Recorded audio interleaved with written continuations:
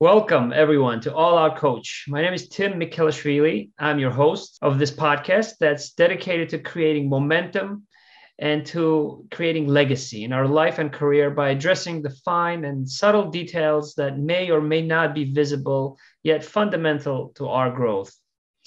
As we move through friendships, colleagues, and companies, there are very few people, I think, that remain by our side and few conversations that we remember forever. And I'm fortunate to be able to say that every single conversation that I've had with my guest today is stitched in my memory as a highlight. He has played a tremendous role in my life and in my career, professionally, personally, and he has a huge legacy on many others as well. And that's why I'm excited about being able to record this conversation. So stay tuned and listen to the life lessons and the transitions that Johnny Nat, my guest today, is going to talk about. His management career with P&G spanned 12 different assignments in manufacturing, sales, customer service, and human resources. He spent over 30 years there. And it was when he worked at Procter Gamble that I met him first at a career fair at Xavier College of Pharmacy. He relocated a number of times to different manufacturing sites, offices, and he assumed positions in many senior roles.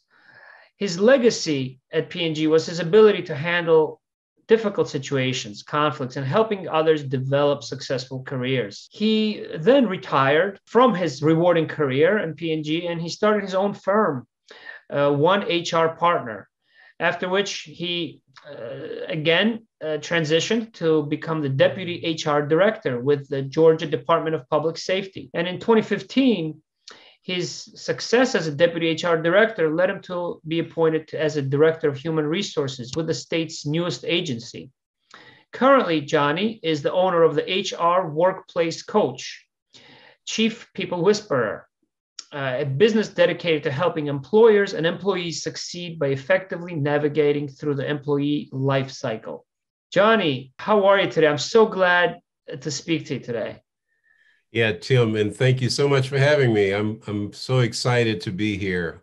It's just a good feeling to be talking to you and to be reflecting back and looking ahead in terms of where I am and where I'm going. So thank you for having me. Sure. It's a great time. You're right. We're early in our 2022 year, and this is the time when we're probably most optimistic about the goals that we set and we accomplish as we transition from various different roles as well, or skills that we want to assess. So I think it would be great if you can share some of your lessons as you transitioned throughout your career and multiple appointments that I just reviewed briefly in the introduction. Yeah, sure. I'd be glad to do that. And so I'm going to take you on a journey here because I'm going to go way back. And, because my life lessons started early. I came from a very small area in the South, very small town in the South. And, my dad was a sharecropper and kind of a jack of all trades. And my mom was a domestic worker who had a very limited education. Their education was probably, first and sixth grades. But they taught me some of my key life lessons. My dad certainly, gave us the work ethic. He gave me personally my work ethic. And at that time, you don't really appreciate it. But, as life goes on, you do. So it started then. My mom, of course, was, as I think back, she taught me my relationship skills. My mom was such a lovely lady who loved people and never met a stranger. She always was ready to engage anybody and everybody about anything. And she did it in a very favorable way. So that sort of planted the seeds in my life in terms of moving forward. And as I went through school, even as I went through elementary school, people saw something in me, and you never know why. You always sometimes ask yourself why. but I was blessed with the fact that somebody always saw something in me, and they always put their hands on my shoulder, gave me a push in the back, and kept me going forward. And I'll remember my earliest encounter with that was in the sixth grade. My first mentor, didn't really know what a mentor was in sixth grade, but this gentleman came in and basically encouraged me to look ahead, to look bigger, to look better. And he taught us some of the basic essential life skills that, you wouldn't think you'd learn in elementary school, like etiquette, in terms of, how to behave at the table, even Right. little things like that. But this gentleman, who I give credit for so much of my success, he followed me all through high school and kind of stayed in touch. And I think the moment that I remember with him was as I approached my senior year in high school. We basically, the schools were then desegregated. And the school that I was going to, which was a predominantly Black school, was a brand new school. And I had gone there for 3 years, and I was elected class president of my senior class, and I was playing football, and I was kind of Mr. Everything. So when they desegregated, I went to the local school, which was a predominantly white school, and I was again suddenly a minority. But this gentleman, as I began to push back on that and be negative and not attend classes, he came to my house, and he, in front of my parents, he grabbed me behind my shirt collar and said, "You will be out there and you will come back to school." And I did. And he picked me up and brought me to school every morning. I was able to transition, Tim, and I had a new perspective because of him. And by the end of the year, I was elected most outstanding senior male in my class of predominantly white students. And so I was able to learn how to be resilient, and how to be agile and how to adjust to different situations. That continued to carry forward even and I remember, my summer jobs in terms of what I did in between school years in my junior and senior year. I went to work as a clothing salesman, and throughout my life, I've always been a first. I was the first a Black salesperson in that store. Throughout my Yeah. career was always a first. That's something So, that not many people can say, by the way, Johnny. oh, And even you and I, the way we met at Xavier College of Pharmacy, also, yeah, right, was also great coincidence, and just we share a lot of similar, I think, approaches, and yeah, well, and that's we cross borders, right? Transition. I use the word transition there, but we've crossed over, and I think that some of the most independent thinkers or successful people that I'm inspired by are the people like you who are able to transition and cross over different environments. yeah, So and by the time I met you, I had already, going through some very exciting life experiences, So, but it's about relationship building, and that carried forward. And as I continue this journey that I'm on, and I went through college and immediately went into the workforce, and my first work experience was with General Mills for about a year and a half. And I went into a manufacturing situation as a young supervisor, again, a first, but I learned how to value my resources. I learned how to use my resources. A quick story. I thought I was a little know-it-all at that time. You're trying to show what you know. And I was trying to direct some of the most senior people in the plant. I was trying to tell them how to do their jobs. And they suddenly decided that, all right, you're going to tell us what to do? We're just going to let you tell us what to do. And they shut the operations down, which cost the company a lot of money, because when you shut those machines down, you got to go back and clean them out. But I learned how to listen and how to use my resources and how to respect people. Okay, so suddenly that whole thing changed, and it changed the direction of my life in terms of, how I should do things. Yeah, so that was my really first extensive, deep dive in terms of the workplace, in terms of how things work, Mm-hmm. and how you treat people. So that was good. That continued, Tim, as I left General Mills because Chicago was probably too cold for me.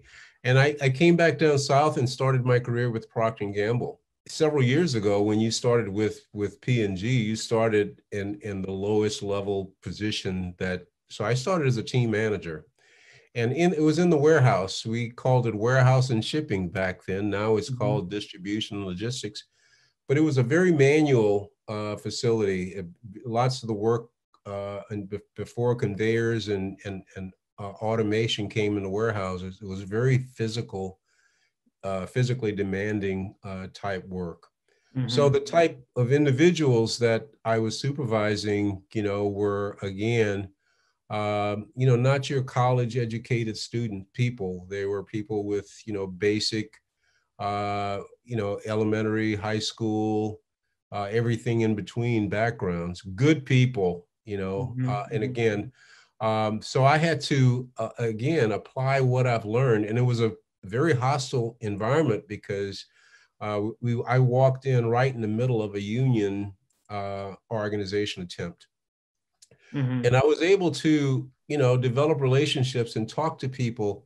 And as a result of that, the company obviously persuaded people not to organize, and we began to listen closer to what people's really concerns were. I can't help but tell this story about one of my assignments because it almost led me to leaving Procter and Gamble. Mm-hmm. And, I may have mentioned this to you before, but I had been in several assignments, and none of them were vertically promotional assignments. They were all horizontal, lateral type movements. And I was beginning to get very frustrated, and I couldn't understand why. Yeah. And I couldn't understand why is this? So I Yep. did what most people would do today. They would leave, right? They would say, well, I'm just not a good fit, for Right. this organization. Mm-hmm. Mm-hmm. Once again, Tim, I had someone come and tap me on the shoulder, and it was a good friend of mine. And he said, Johnny, I understand you're contemplating leaving, P&G. Why are you doing that? And I said, well, I'm working hard. I'm doing shift work. I'm, really busting it right now, and nothing's happening. I see people that I recruited go past me. And so he looked at me and he said, Johnny, help me. He said, have you communicated what you want? Have Mm-hmm. you demonstrated what you're capable of doing? You Right. know, have you had conversations with anybody?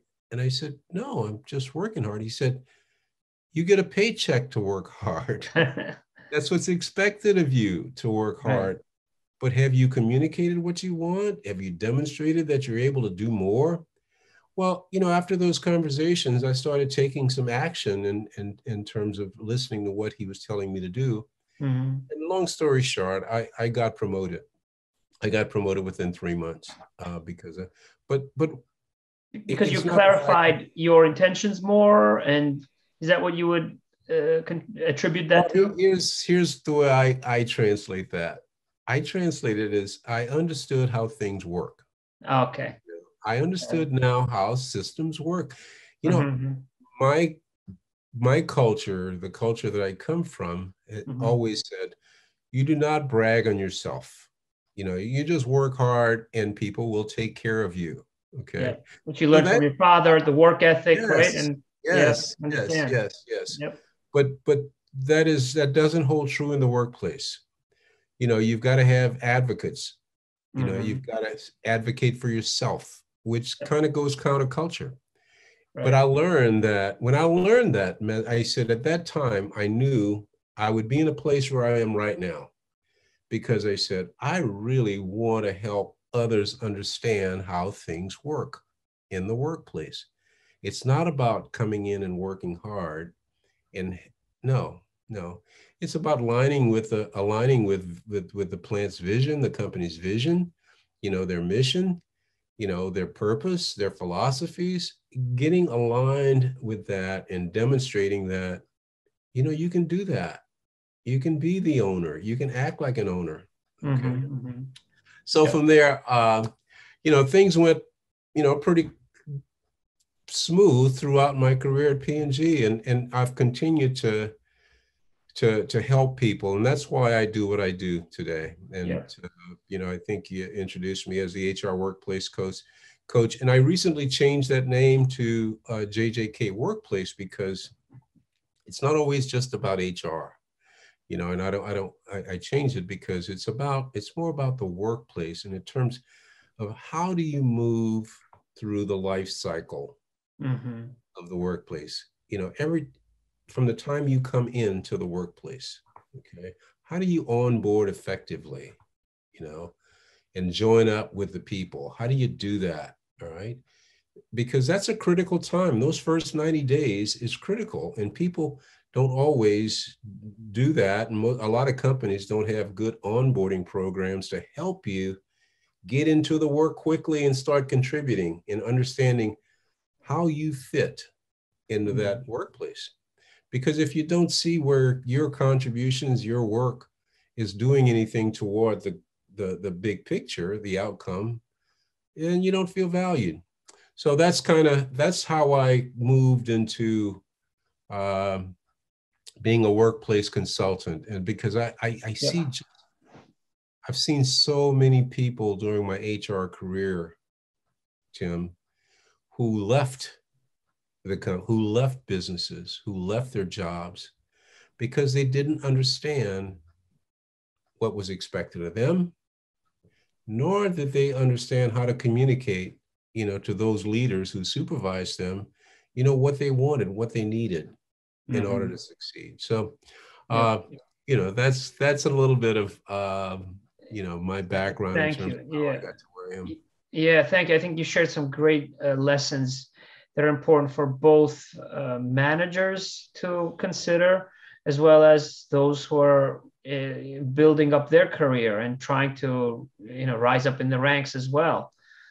To be more clear in their communications, to understand their expectations, and to how to create their own momentum, right? Which you have done.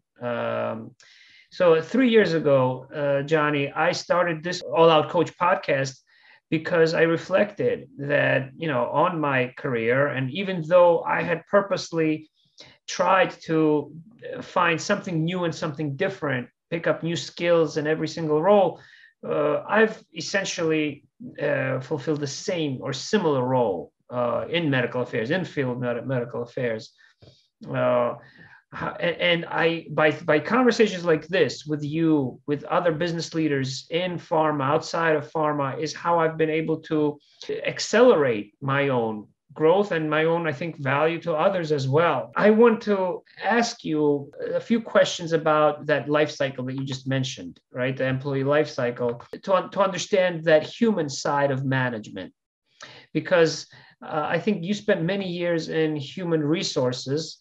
And when many people think about human resources, they focus more on the resources side of it, right? That human resources usually provide that rule and order, the discipline, the opportunities to become leaders, but not necessarily proactive employees who help you become a leader. And that's what I've found that distinguished you from, and that has redefined what that, that function, human resources, really is. So, if we can break down the human side of management and start with recognizing talent early. Who do you hire? Who do you decide to mentor? What are some tips you have there? Or how do you recognize people beyond their, let's say, resumes or their experiences? Yeah, that's a good question, Tim. And it does start, prior to the time, a person starts their employee life cycle. But I've been doing a lot of diversity recruiting lately, and part of that is not actually the recruiting, but it's to kind of help the owners, the employees understand what does it take in order to have an individual come in and be a good, I don't like to use the term fit, but Right. Me neither, it is about fit. It's about culture fit, so, you certainly wouldn't, you wouldn't hire a person who's a vegetarian to work in a meat plant, right? Right. So Yeah. Yeah. they wouldn't be happy. It kind of goes. So I look for people, and you're right. I pay very little attention to resumes Mm-hmm. because I used to write resumes, and I can make anybody look as good as they want to on paper. But what I encourage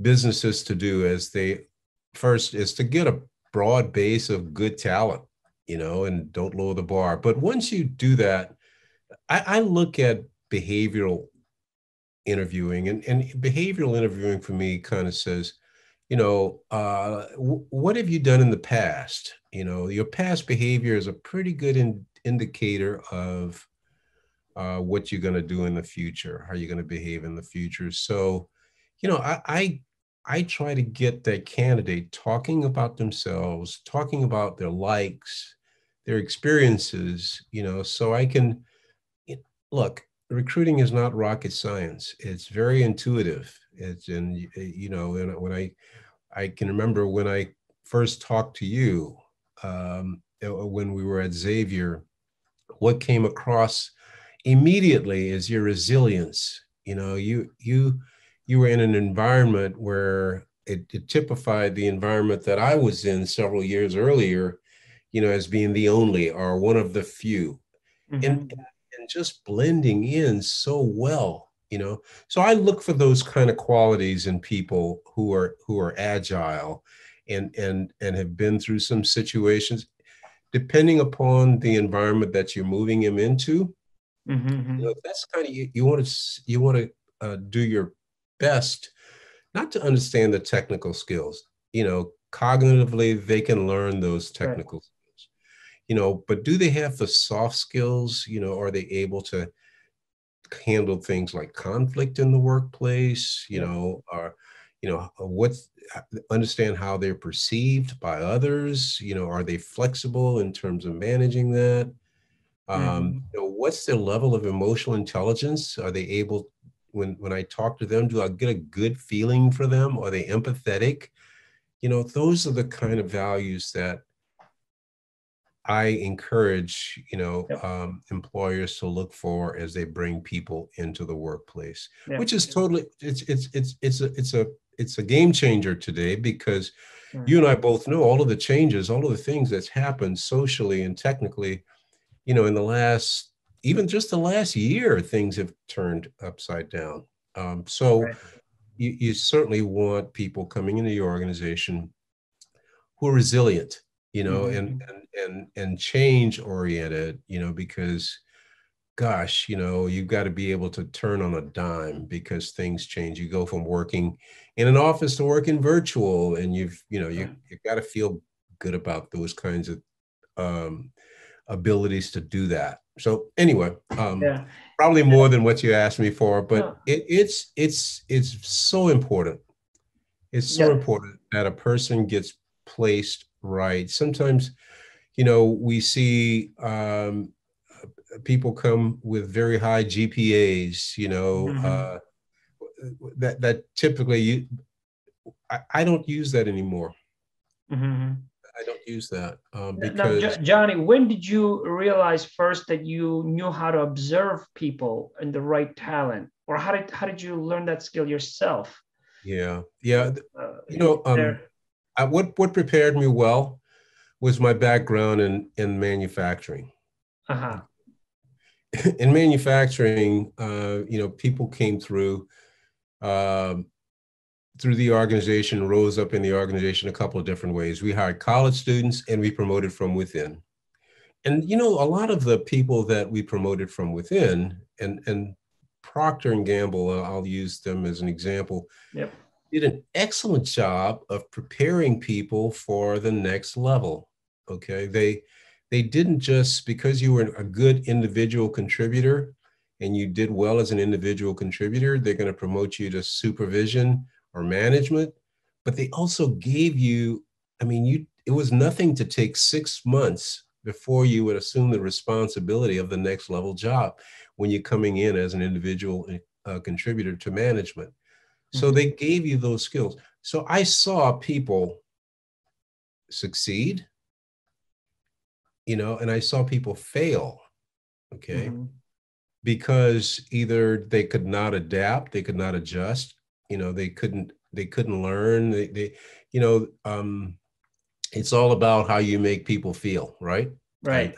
There's nothing, and the empathy piece is critical, and some people can, it's a hard thing to do, to lean in, because you make yourself very vulnerable when you're empathetic, right? And they couldn't do that. So that's when I began to see, Tim, that there's something different here. And sometimes we set people up for failure when we don't consider their ability to be empathetic in the workplace, to have compassion in the workplace.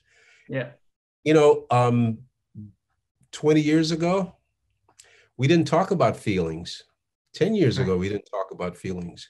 Now feelings impact, Daniel Goleman, with his emotional intelligence, have found that, the way you feel impacts the way you perform in the workplace, the decisions you make, and even bigger, whether you stay or not.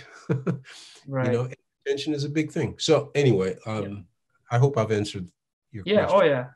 That time of your career was the inspiration and the observations that you had that led to your HR and other roles. I'll tell you, Johnny, that my initial impressions also were that empathy that you had also, because when I was searching for a career in the pharma industry, I realized very quickly how competitive it was going to be, and it was indeed. And even getting a chance to have a interview or be screened by someone, or even considered, even back then. Now that has been magnified. It's become even more competitive. There's a stronger candidate pool. And I remember you used to come to Xavier every year at the career fair. And I was, and we would have conversations, and not only conversations, but when I would have an interview, you took the time to not just share some advice, but also actually give me some detailed pointers and lessons and tips, and even rehearse with me. And that took a lot of empathy from your busy lifestyle and work schedule, I imagine. And so I think, I agree with you that now a lot of the teams and businesses are realizing that they have to manage not just people, but manage their lives too, which is challenging when you're trying to meet some results and outcomes. But nevertheless, that's what, like you mentioned from that Daniel Goleman's book, right? That's what leads to performance. In fact, I heard those words first from you, emotional intelligence, when I didn't really, know that there was a science about this. I kind of did the things instinctively. So you recognize talent, and then you hire the person that you like, that you think is going to help you succeed. Now, in terms of their, how they interact with each other, how do you inspire them to share not only words and information, but to share those feelings and to actually collaborate? Tim, for me, relationship is everything. Okay. To me, we all learn to build on our strengths, and I've always been able to establish good, strong relationships. And I encourage the same thing. Most people go into a workplace and they work on a team pretty much. And I tell them about team effectiveness in terms of how to be an effective member of the team. And we talk about 6 things. When I work with them, and I tell them, always get clear on direction, understand your role as a leader, understand your role, understand what expected around communications, understand how the work gets done, And the final one, and I put it I depict it as a wheel with 6 spokes. And the 6th spoke, Tim, is relationships. And I tell them early on, I said, look, you know, if you've got a tire and it's got 6 spokes and some of the spokes are moving away, the wheel will still turn, but it will not turn as effectively as if all 6 spokes are there. I said, now I mentioned relationship as the last spoke, but guess what? It is the most important thing that you can do is to establish relationships. Because, Tim, relationships build trust, okay? And trust makes the work fun. And what I mean by that is when you've got a trusting relationship with someone, you can't be everywhere, but even when something goes wrong and that person has a good relationship, you know what their intention was. You know, their intention was to do good. It wasn't about not doing good. When you have a communications issue with someone, they know that, you know, your intention was good. It was not. So you don't have to fight those battles that you normally would have to fight if you don't have a good relationship. Okay. So I tell everybody, go in. I was coaching a young lady yesterday, and she said, Johnny, I just want to come in and do my job. I said, it doesn't work that way. Yeah. It doesn't work that way. I understand you're kind of an introvert. That's okay. But you've got to establish good, strong business relationships. You know, I know you're very private. I'm very private as well, you know, but at the same time, you've got to know, you've got to put yourself out there a little bit. Okay. You've got to do that. Let people know who you are. Yeah. You know, let people know what your visions are, what your objectives and goals are. You know, do you find that when people trust each other, they're more innovative also? They're everything. Everything, right? Yes, they're all that. Yes, they perform at a better level when they trust each other. You know, you and I have been knowing each other for years. I mean, look, you can pick up the phone anytime and call me, and I'll be there. And same thing with you. I know you'll be there. If I have a question, I can call you anytime, and it comes from a trusting relationship. Yeah. And the thing about it, Tim, is it takes time. Okay? Yeah. It takes time. You know, and it takes making yourself vulnerable. You know, I mean, you know some things about me personally that other people might not know, and you know, I know your kids, I know your past, I know where you're from, all of that, all those things. But it builds a bond, it builds a closeness. Absolutely. In fact, that's what I wanted to also make some remarks about in this episode, in this discussion, that, you know, I find that I express myself and who I see myself as openly and fully with you.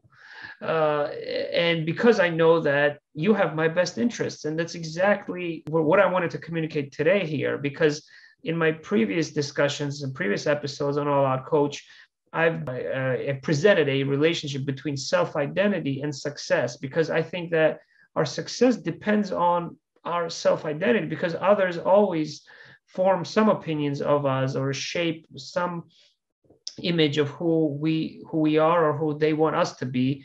Right, and that often conditions that identity. But mentors like you never doubt of their intentions, not for 1 second, and you express your identity fully. And imagine, like, how do you do that in the workplace? Because if you're able to express that full potential, then you have those trusting individuals who are innovative and who perform better, like you mentioned.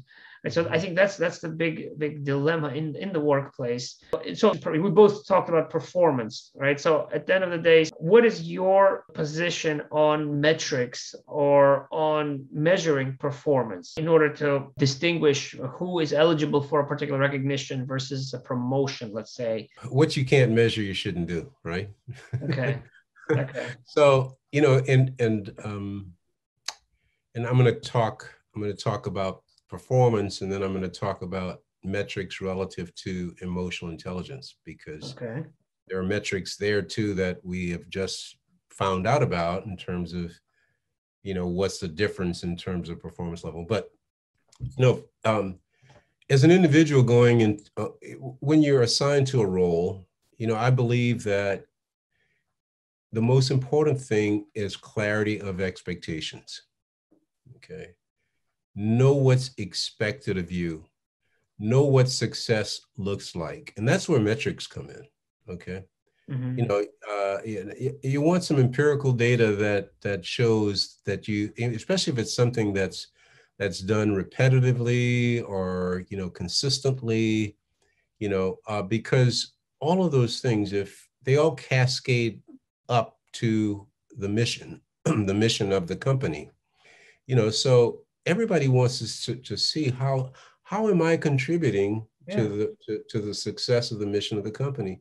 So metrics are you can't not pay attention to them, but you got to be very clear, and the metrics have got to be, they've got to be smart. I mean, they got to be specific and measurable and actionable and things that you can relate to. I mean, I think where the metrics confuse people is that they're hard. First off, it's something that you don't have full control over. Okay.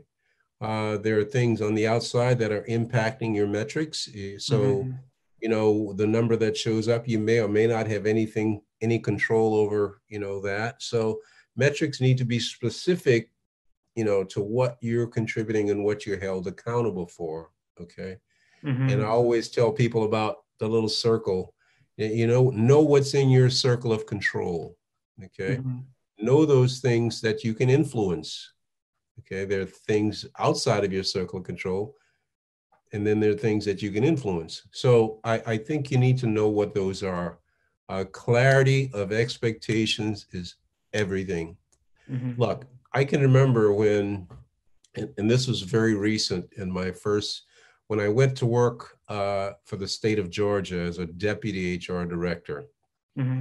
Coming from the private industry, I had a lot of ideas. I'm saying, oh man, I'm going into this, you always hear rumors about state government, how they're not as current as private industry. I said, oh, I'm going in here. I have a lot of ideas. I'm excited about, implementing new ideas. And, I go in there and I try to do that. And fortunately, my director called me aside one day and she said, Johnny, she said, I think it's great that you have all these ideas, he said, but you need to develop a relationship.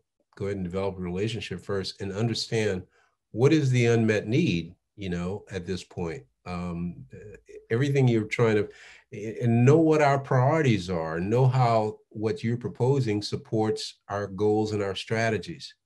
So again, your metrics have to be aligned with your goals and strategies so that you can feel like you're making an impact. Well, I did that. And I started just kind of talking from a position of goals. What were the goals for the agency? What was and I had tremendous success, a lot more success, by not trying to implement my idea, but look at the agency's strategies and goals in terms of working toward that. So from a performance standpoint, I think that's key. I think also, Maya Angelou, had this famous quote that I love. She said, it's not what you say, it's not what you do, but it's how you make people feel. Right. Okay. Absolutely. Yeah, and that's absolutely, and for years we never talked about feelings in the workplace and the impact of feelings in the workplace. But there's an exercise that I was taught, doing my EI certification, and it's called the EI experience, and it asks you to think about your best boss ever, and then they ask you six questions, things like, hey, did that boss demonstrate awareness of their feelings and their emotions when they talk to you? And you can rate each one. They made us rate each one on a score of 1 to 5. You may have seen. And then you compare that, you ask them the same questions about the worst boss. Okay. Right. And there's normally a gap. significant gap in the rating between Right. the best boss and the worst boss, so I think that's a new metric that we need to put Right. into the workplace today, Yeah, and I agree with you. It validates Maya Angelou's quote also, yes, the data, right? The yes, yes, yes. People don't leave companies, they leave bosses and they leave environments where they don't feel comfortable. Okay. mhm, mhm. So I think one of the metrics that we need to start putting on our dashboards is turnover, Right. is engagement, things It's a like huge that. problem these days, right? It Based on the is. data. It is. It's I mean, maybe a function of how the next generation, right, the millennials, right, and the new generation in the workplace is constantly transitioning and moving from one job, one skill to another. But I don't know if they're always deliberate, if they always know how to incorporate these emotional intelligence skills that you talk about a lot, Johnny. And so I think the key is to be more personal and have those human skills in this impersonal age. I think, right, that we're living. No, you're absolutely right. No longer can we ignore that. We can't ignore that anymore. Mm-hmm. We always say our most valued resources are our people, right? Well, Right. now we've got to start walking the talk and treating people like that they are our most, value. One of the things I think that came out of the whole COVID during 2020 is we realized that we need everybody in the organization, from the janitors who's cleaning the Right. place up all the way up, not just our top leaders. Okay. We need everybody. So you've got to make sure that everybody's engaged, in the work. Everybody's being treated and felt and feeling like this is a good place to work, Mm-hmm. but along with that, as you said, um, we've got to prepare people for change, Yeah. when I started with Procter and Gamble, there was an unofficial saying that you have guaranteed employment for life. Okay. And because nobody ever got laid off. I mean, things were great for years. In 1995, things started to change. And it Mm-hmm. started to change because Wall Street started looking at, expectations and what they were delivering quarter to quarter. Things changed at that point. Okay. From that Mm-hmm. point on, if you exceeded your expectations on Wall Street and didn't meet them, guess what? Your stock price took a hit. And what I saw was that we started doing a lot of people shifting at that point, moving people around. Yeah. And Yeah. some people, What I was always fascinated about taking a look at your employee life cycle, your own, was how long you had spent in P&G. Back because that's how I wanted to see myself. When in my first job, Johnny, I saw myself working for AstraZeneca, for example, for my entire career in cardiology. But that's just not how things panned out. And now it's even less of a likelihood nowadays for employees. Uh, but I appreciate that that picture you just painted for us. yeah, but How it's things- and the point you make about continuity in the workplace is important. I personally, you know, things have changed a little. I know we talk about millennials and Gen Z and baby boomers, Right, and right, yeah, we spend a lot of time talking about that, but probably too much time. I think if we stay consistent, with right, hiring the right people, okay, starting them off on the right foot, giving them the training they need to succeed, coaching them, giving them feedback, coaching, training. I mm-hmm. think if you do that hasn't changed a lot.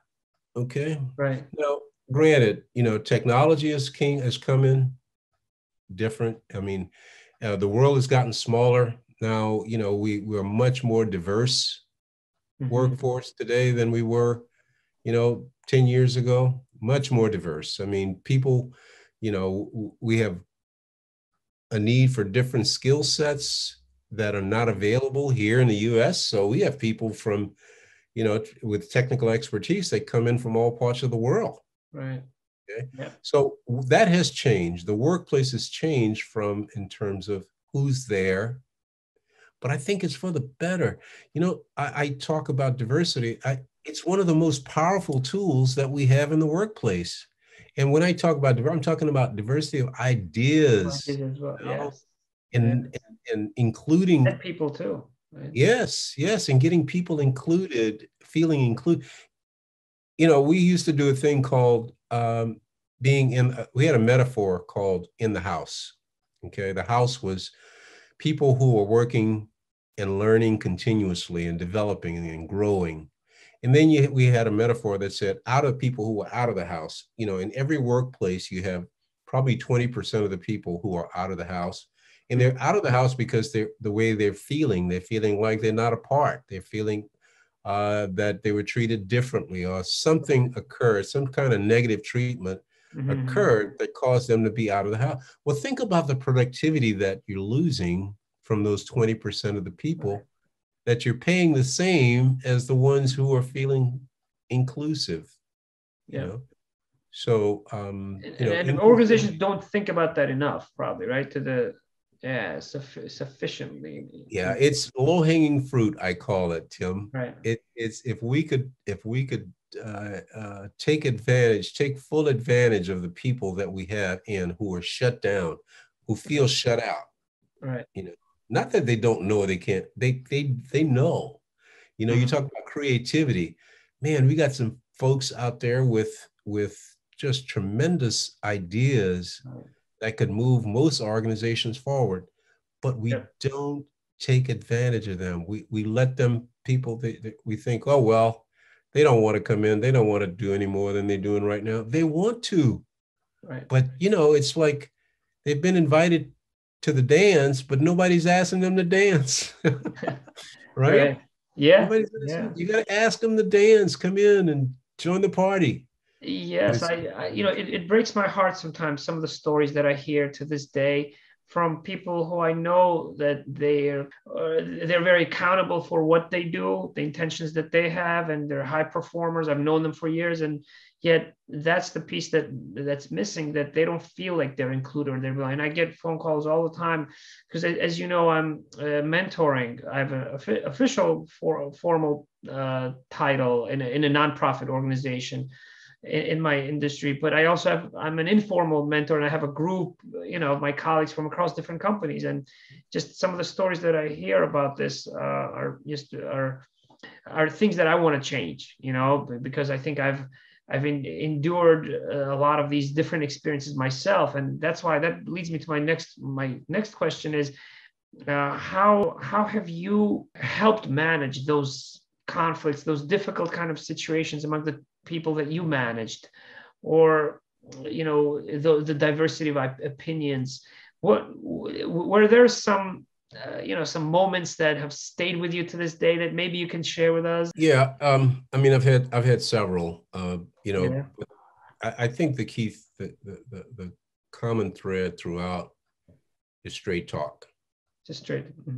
You gotta, and when you have a relationship with people, you can give them the straight talk. I mean, I've had people come in, and today I do a lot of executive coaching. Okay, and people come to me because they feel like they're not moving forward fast enough, or they're stuck. Are they having conflict with their manager or their peers, and it's making them look like they're not a team player, so they're not. So and that's where the answer for them is within. They know what the problem is. So I try to help them to articulate that themselves.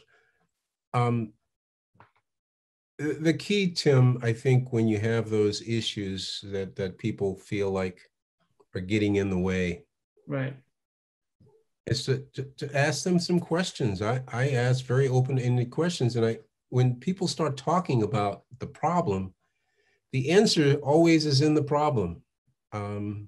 Mm-hmm. You know, for example, and I can recall probably the one that's most profound is, you know, a young man, and I was with pharmaceuticals in the pharmaceuticals group, and a minority Mm-hmm. fellow came to me, and he felt, you know, he and I had a relationship, and he started saying, Johnny, he said, I'm just not getting promoted. Right. I'm not getting promoted. I don't know what to do. I'm hitting my numbers. I'm Right. hitting, Yeah. doing this. So I said, okay. I said, well, basically, you know, what's your goal? You know, what do you want to get promoted to? Okay.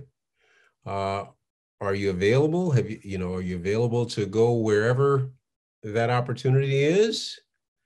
You know, I said, do you feel like you have all the skills that you need to do this work? Have you talked to someone who's doing this job right now? You know, so you ask them some questions, and if they're honest with themselves, Mm-hmm. if they're honest with themselves, you know, they will acknowledge that yes, no, or what actions do I want to take to kind of help keep me moving forward? You know, you can't move forward looking backwards. You know, you got to say, okay, well, what's your plan? Yeah. If, when was the last time you had a one-to-one with your immediate manager? Okay. When was the last time you had a performance review and you were able to identify, you know, what level of performance and how does that compare with everybody else? You know, so Right. people sometimes identify themselves as stuck, Mm-hmm. and they're not really stuck. They have stopped. Okay. They've stopped continually improving themselves, developing themselves, communicating what they want, Yeah. you know, and probably through frustration, they just stopped and they said they feel like they can't. You always can. Okay. Right. What are you willing to do? Right. You know, I know of a position right Proactively. now, so Right. that, Yeah. you know, and when it's about being honest with yourself, you know, and you've got to be willing to take action. You got to execute. Okay. Yeah. Don't just plan. You got to start taking some action. What are you willing to do? Okay. How much time are you willing to give it? How much effort? You know, you got work-life balance, right? So you don't want to spend all your time on work and your Right. family life falls apart. Where are Yeah. you in life today? Are you able to make that kind of commitment? You know, and so if this same guy says, well, you know, I hadn't thought about that, Johnny. I have small kids at home, and Mm-hmm. my wife, you know, is a nurse, and well, I really need me to. I said, okay, but you really need to think about that. Mm-hmm. Okay, so it's a conversation. It's Right. a conversation where a person, you know, looks inside themselves and be honest with themselves in terms of what am I willing to do? Am I really ready? Yeah, so self reflection and introspection is a big part Yes, of this, big and at part. various different stages of your life, you also have to kind of remix or reinvent yourself, which you have done so well. Is the timing of the intervention, let's say you have a conflict or a challenge, how important is being able to resolve that conflict or that challenge immediately as it happens? You know, timing is everything. I mean, everything can't be resolved immediately. Immediately. Mm-hmm. You know, and I always say, are you willing to work at it? You know, Mm-hmm. let's look at it from different sides. Let's look at it from the individuals, from your side. Let's look at it from different angles because you can see things differently from different perspectives, and Mm-hmm. that doesn't happen overnight. Okay. No, yeah. I mean, if it's something that's urgent that, you know, you're trying to deal, we'll try to come to some solutions. But, Mm-hmm. you know, it's not just about the immediate solution. It's about the bigger picture. You know, where do I go from here? What do I do? How do I do it? And it requires, I always send people back. I Mm-hmm. said, I want you to think about that. Let's think about it. Okay. Because it might be an emotional thing for you right now. And I need to separate those emotions, let you deal with those emotions and then come back and think clearly, you know. So, you know, let's not make a knee-jerk response. Let's not do Yeah. something really quick. One lady called me the other day, said, I'm ready to quit my job. I said, don't quit your, why are you ready to quit your job? She said, my boss is just driving me crazy. I said, don't quit your job because of your boss. No, you don't do that. Don't become with that part of that statistic that we talked about earlier, right? I said, I want you to just settle down, and start thinking about, the pros and the cons of what's going on there. Why should you stay? Why, and what are you willing to do to resolve it? There's always a solution. I said, have you talked to your manager? Yes, I have. I said, have you probably gone one level above your manager and expressed your concerns with respect? And so it's not always, the best answer doesn't come immediately. And I try to avoid helping people come up with answers. I try to help them think through what's best for them. Questions are the answer, right? And long sometimes term. people ask the It's right their own answer, right? Yeah, it's their answer. I'm just going to help you think through what you're probably already thinking and come up with your best solution. Because I don't want it to be my solution, because if it fails and they say, well, Johnny, you told me to do this, and it didn't work. Okay. Right. Not that I'm going to tell you to let you go out and do something that's detrimental to your career. Now, when you were successful in HR and you were recognized for your efforts and accomplishments, and you had to make many decisions. So what was your approach to making decisions that ultimately served the best interests of the employees and the organization? What was the success factor? What was the key factor that led to the right decisions that you made, I guess, is the better way to ask that. There's a couple of things that I think about when you ask me that question. First is, when I made a decision, I realized that there's consequences for the outcome. Am I willing to accept the consequences of my decision?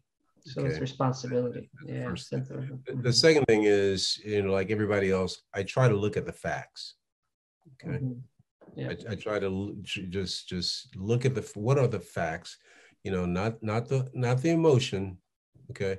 Now I say not the emotion, but the third thing is I use emotional feelings plus logic. You get a better, unique. Yeah, you get a much better expanded decision when you use both. You consider the emotions of the situation, and you consider. So here, an example of that was, with COVID, we had some guidelines, but we were not prepared for how to handle people who need to be away from work. So so the lines were all blurred, and there were all kinds of different guidelines. So, I tried to use the facts as much as I could. I try to look at precedent. I try to look at a lot of things that we had done. And none of them were similar, but sometimes you got to go with, how's that person feeling? I mean, is it a real situation? Is it not? So you use, the thing that helped me to make the best decisions is take logic and emotional feelings, put those two together and come up with the best decision. And I think that works really good, because if you use just facts, right. I'll share another example of that, Tim, because my commissioner at this last position, I thought he was excellent at doing that. Okay. He would make decisions. He would really find out how people are feeling, and then he also had to protect the business, and he always erred on the side of feelings, but never going outside the boundaries of what was ethical or what was legal as well. Yeah. And people loved him. People loved him for that. You can say you're a people person, but how good are you when it comes time to making those decisions? Yes. Do you consider the impact on people as well? Now, and I always caution people, we have a business to run. Okay. I care about you, but look, at the end of the day, we got to run this business. Okay. So I will try to balance that out. Yeah, thank you so much for those comments. I think that's very critical for people to understand, managers, and if they want to be successful and if they want to also build successful teams and businesses, I think. And that's what I try to do a lot at All Out Coach, Johnny. Explain very abstract concepts using science, using exact sciences, right? In conflict, for example, I talk about in a conflict, I compare it to the third law of conservation of momentum, right? Of conservation of momentum of Newton, right? Where the person that's attacking is actually losing the energy or the momentum that the person that they attack are actually gaining. It's even explained by science, right? Because in any collision, apparently the momentum is conserved. And that's the law of the conservation of momentum. So that was one example that I had shared previously. And so I think that's the way I see your coaching unique, and not only coaching, but the legacy that you have demonstrated across various different environments also. What were some of your biggest accomplishments or highlights as you moved from being an HR and farm in a private industry into the state, into the different environments afterwards? Yeah. For me, I guess in the last few weeks, I've done a lot of reflecting. But, I think about what's been the most successful moments for me. And, in every job I've been in, I've helped saved a person's career.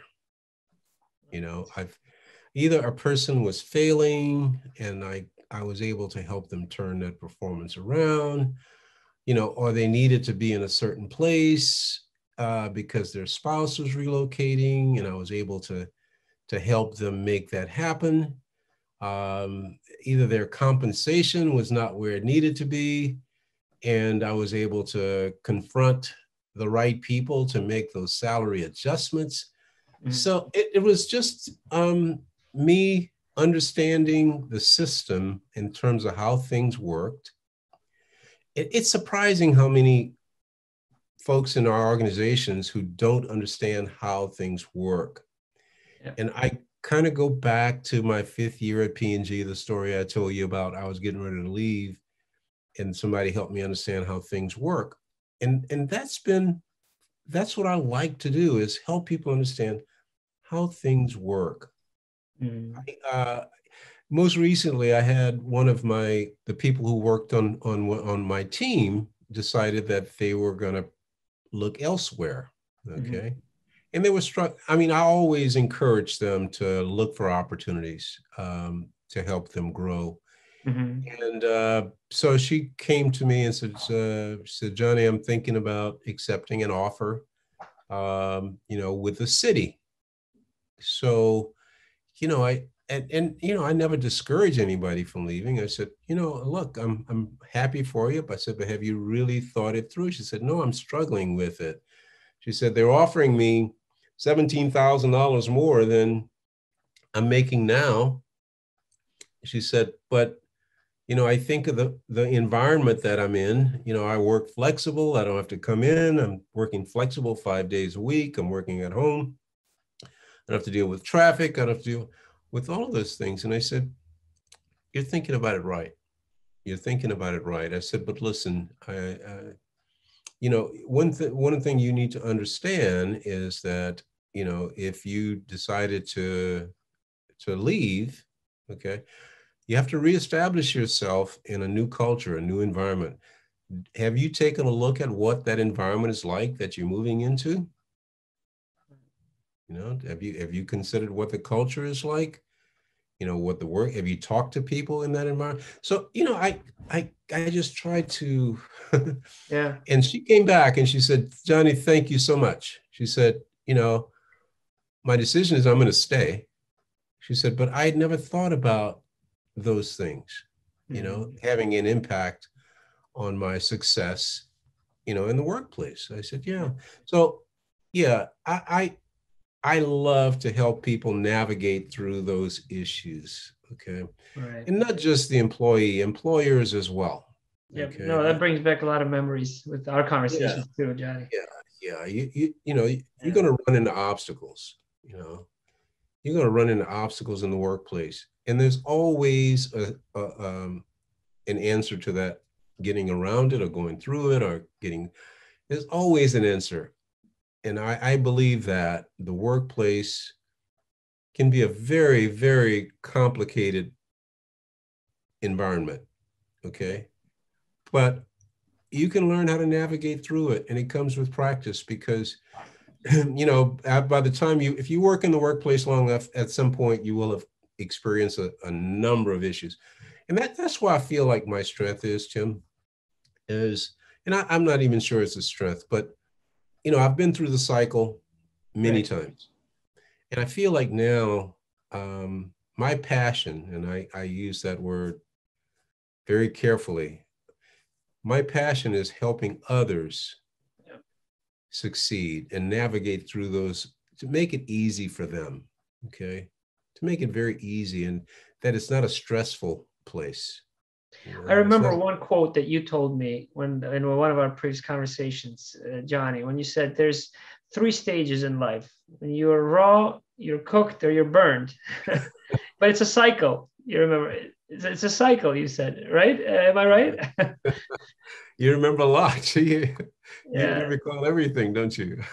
Yeah, I do, and it's very it's actually quite true. But the fact that it's a cycle, when you reminded me that it's a cycle, it's that to me that meant to me, yeah, you have to reinvent yourself. You have to undergo a metamorphosis, and the discussions that you just brought to life now, I pictured myself in my conversations with you because the emphasis that you put on listening and the empathy was there. That's the experience that I had, because I knew that you took the time to listen to my problems, basically, which people don't have time to do, today. And not only you provided different alternatives and suggestions, and you gave you gave various specific follow-up. It wasn't just advice that was general, but it was specific, alternate options to pursue, and you justified them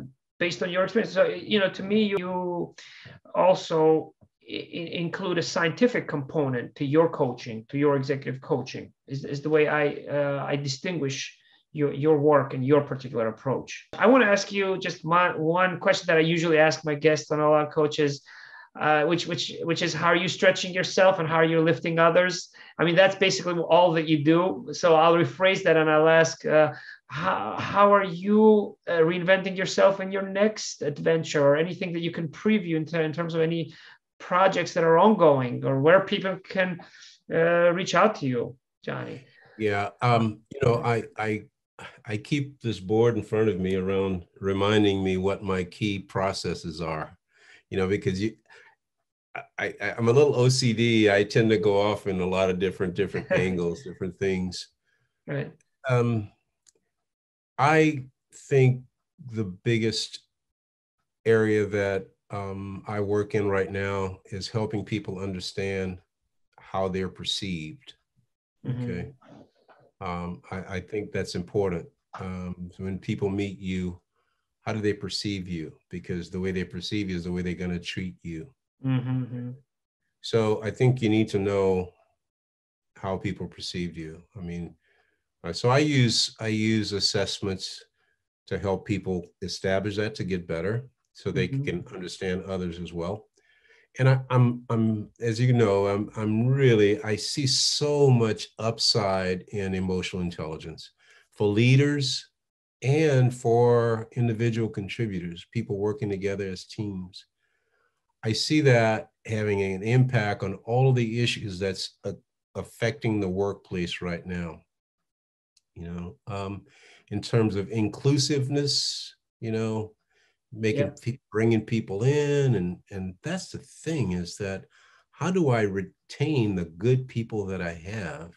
Okay, so I see emotional intelligence as a huge piece to help that.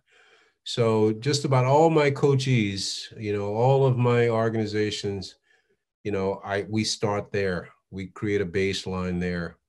And then we build on that, and we look at where the gaps are, those are the two key things that I work on. And of course, there's always the workplace issues. There's always the things that come up, Yep. in the workplace between the employee and the manager, okay, or the employee and another employee. So that's kind of where I spend most of my time. And here's the thing, Tim, is, you talk about reinventing yourself. I call it rewiring, okay? Mm-hmm. Somebody asked me the other day, said, well, you going to retire? I said, no, I'm going to rewire, okay?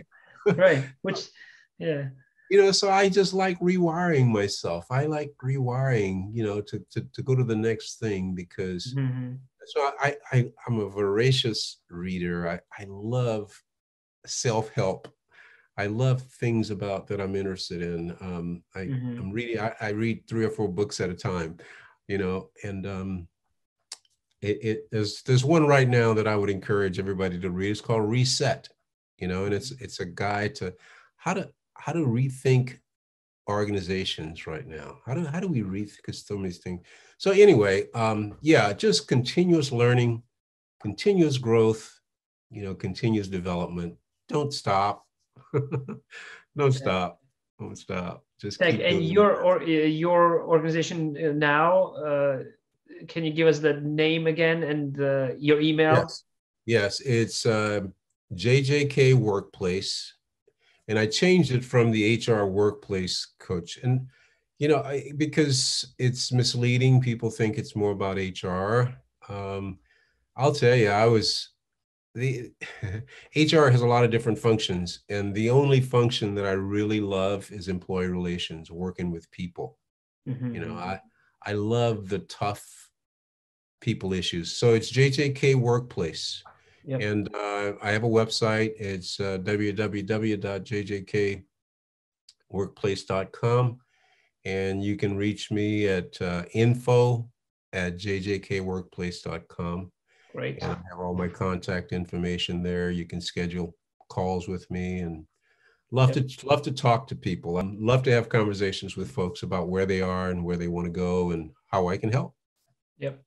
Thank you, Johnny, very much for dedicating your career and your life to creating other leaders, to making a huge impact and legacy, and really redefining human resources and management in general. I hope that you reach out to Johnny, because I've lived through a lot of those conversations. I look forward to many more in this successful year ahead in 2022, because I realized also, Johnny, that it's been a year since we've met in person. But because every single conversation that I have with you is a highlight, I hope that this is a highlight for many of you as well. So connect with Johnny, and I'm looking forward to connecting with you in person as well, and wish you a great year ahead, Johnny, and everyone. Thanks for listening. Thank you, Tim.